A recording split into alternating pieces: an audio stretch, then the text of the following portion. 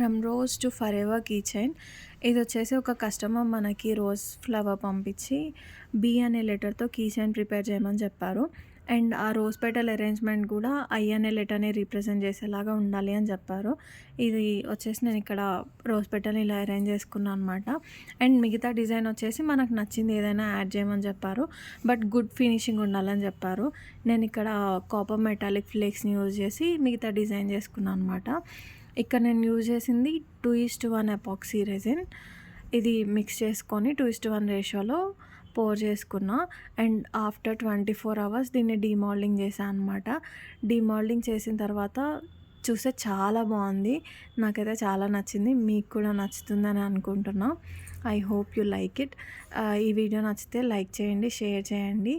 And customization products కోసం మన పేజ్కి DM చేయండి. ఇక్కడ హుక్ అరేంజ్మెంట్ చేసుకుంటున్నాను అనమాట నేను. అండ్ దీనికి గ్లాసీ ఫినిషింగ్ ఇవ్వడం కోసం నేను యూవీ రెజిన్ యూస్ చేశాను, యూవీ ల్యాంప్ కింద పెట్టి. అండ్ ఇది వచ్చేసి final outlook. I hope you like it. And more content కోసం ఫాలో చేయండి.